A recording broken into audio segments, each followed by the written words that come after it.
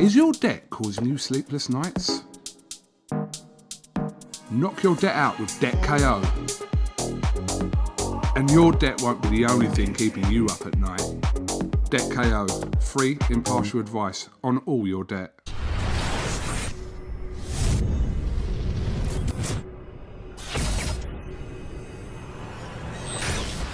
Razabani for IFL TV in association with MTK Global. With me on this Sunday afternoon. It looks like he had a late night because I know I did. With me, my man Ohara Davies. OD, what's going on? I had a late night. I'm still celebrating my victory. You know, the first ever golden contract champion. So I'm still celebrating my victory. I was out last night having food, having a good time with friends, and I literally woke up not too long ago. Yeah. Oh, anywhere nice? No, just in my friend's house really. We just went over there, chilled. Food-wise? Yeah, food-wise. What did you have? So much food. I had a Chinese takeaway. Egg fried rice with sweet and sour sauce, Hong Kong style. Prawn. What are those crisps called? Those crisp things. Those Chinese ones. Prawn shells? No, I forgot what it's called. But some other stuff. And I had some baklava, which is that Turkish little snack thing. Baklava is amazing. I had a few crisps, a few packets of crisps, and a 7-Up. Interesting. OD, let's talk about last night. A lot happened last night in boxing. Let's talk about the big clash that took place in Las Vegas. Lomachenko, Lopez, potentially could be an opponent for you next year or the year after. You just never know what happens in boxing. A lot of people wrote off Lopez and said he didn't have enough experience. Yes, he had skills. Yes, he had power, but he was up against a technician, a master in Lomachenko. And most people felt like Lopez dominated the majority of that fight and won. Were you surprised? Really surprised, really surprised, because when you look at Loma, he's someone that you look at and you think, how is he going to lose? How are you going to beat him? He's beat everyone easily. He hasn't had a hard fight in his pro boxing career. He's made everyone look easy, and he's beat champion after champion. He's beat people that have won a lot more than what Lopez won. So now that this fight got made, I'm thinking he's beat people that have done more than what Lopez done. So how is Lopez actually going to win? But him and his team had a great game plan. They had a great game plan, and they won the fight. Was Lopez? People say, and I was reading Twitter today. People saying Lomachenko's over the hill. He was overrated, but reality, Lomachenko is still a great fighter, and at his natural weight, he's still the best. That's what I don't understand about boxing fans. As soon as you lose, they start saying he was a hype job. That's not true. Lomachenko, he's beat everyone convincingly, world champion after world champion after champion. So just because he got beat doesn't mean that this guy's a hype job. This means that Lopez is on a different level. People say the same thing about Deontay Wilder. Look at him, knocking out everyone, beating everyone, unbeaten. As soon as he lost his first fight, Tyson Fury beats him. All of a sudden, he was over there from the get-go. He doesn't know how to box. He's got no skill. That's what I don't really understand about boxing fans. Boxing fans, sometimes they don't really know what they're talking about. They don't know boxing. Lopez made a very valid point at the post-fight press conference. He said, everybody wants to be Floyd Mayweather without going through the pretty boy period. We're Floyd for the best fighters, the undefeated fighters. And is Lopez part of this new generation that we just want to fight the best? We don't care about losing. If we lose, we come back again. Lopez, he's a rare type. A lot of guys haven't got that mindset nowadays. I feel like I was talking about this last night to one of my friends. A lot of boxers now are trying to be celebrities too much. They're trying to be famous and be celebrities and get a blue tick and get a few followers, and they're not really about the hard work. They're not really about the hard work. So I feel like Lopez has got the right mindset. I'm gonna fight the best. That's what boxing's all about. That's what makes boxing exciting. Because when you see what happened most times is that fighters they try to protect themselves way too much. And then the second they get put in with a fighter that's even half decent, they get found out. That's because they're not really about the life of hard work, dedication, taking the hard fights. They're all about trying to boost up all their social media and trying to be celebrities and trying to get fans. It's all bullshit. That lightweight division is stacked. We got Ohara Davies obviously fighting Santa Cruz, not at lightweight, but at 130. But Tank normally fights at 135. You've got Garcia Campbell. You've got Devin Haney. Potentially, Odie, these are fighters that are going to go up in weight category to 140, where you are. So if you were to choose one of those that you would like to be in the ring with, anyone in particular that you say? No, I don't really think about that right now. I'm not really thinking about that. I'm not even thinking about my next fight yet, to be honest. Since my last fight is done, I've just literally been about enjoying life, enjoying boxing. I have been back in the gym, but just been on the pads on the bag. The last thing that I'm thinking about is who I'm going to be fighting next, or where, or when. That's the last thing on my mind right now. So, when it comes to it, it comes to it. But as of now, I'm just all about enjoying life. Let's talk about last night. Eddie Hearn's show topped up with, the main event, Lewis Ritson versus Miguel Vasquez, someone who you fought. I don't know what to say. I don't know where to start, but everybody had Miguel winning that fight, 10 rounds, 11 rounds. Hardly gave Ritson any fight. I'm sure you saw it, but it was bizarre because Lewis Ritson's corner were giving him instruction to say he was winning the fight comfortably. And to continue what he was doing, not to put his foot down and throw more punches. And then we saw that shocking scorecard from one of the but is it? Are we just gonna forget about this in a week, and then 6 months down the line it'll happen again, and we'll talk about it and then we'll forget about it? Is something ever gonna happen?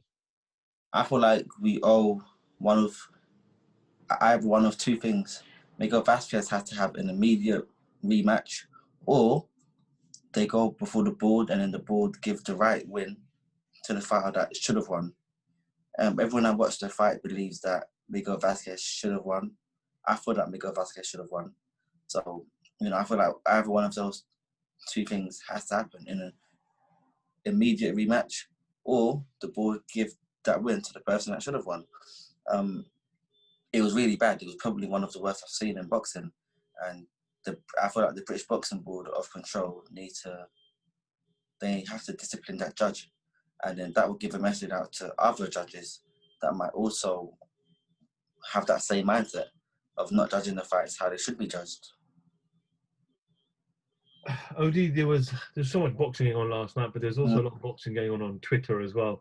I honestly, I was watching fights on my TV, and I was watching these dialogues and comments on Twitter, and you're always part of fun. Your name is always there. It was you and Tony Bellew.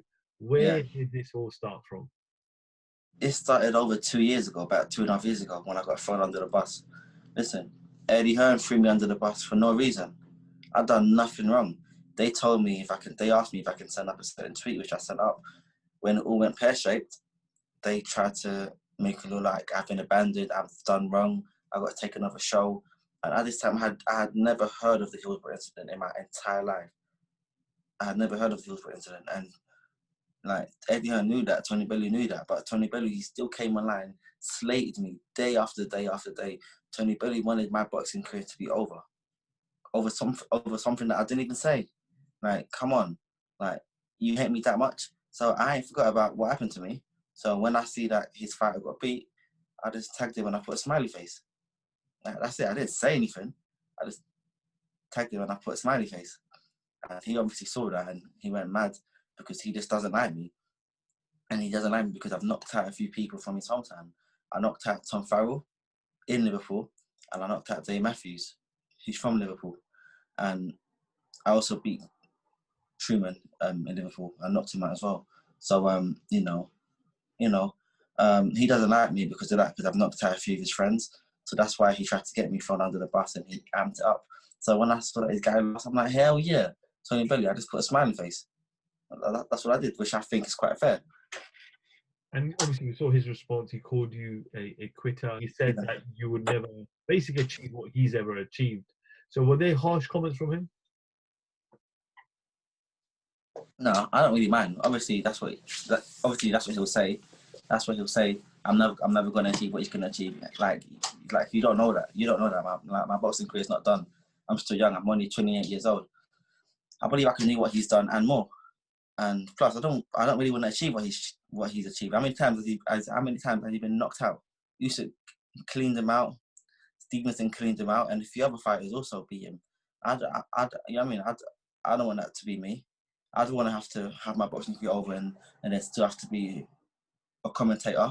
He ain't nothing now but just a glorified commentator. That's all he is. A glorified commentator. Know your role. You ain't a fighter no more. Sit down and start talking about fights.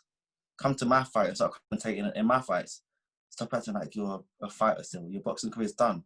Stop going online putting out pictures of you with belts, because the last fight you had, Usyk cleaned you out. That's the only fight I remember that he's had. I don't remember any other fight he's had.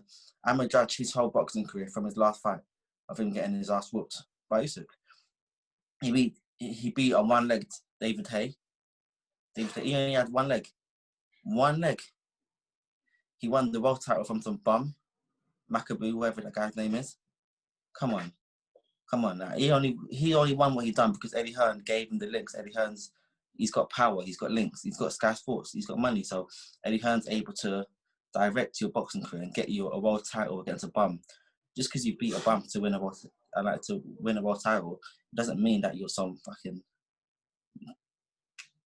king of the world now. Come on, man. Like, who's he beat? That's even, like, he's beat a few good names. He ain't beat anyone world class. Then Bellew has not beat anyone world class. Come on. So anyway, so his guy got lost. I was like, mate, take your L. Your guy got knocked out. Your guy got his ass whooped. Take your L and keep it moving. But he don't want to take his L. But he is going to take his L.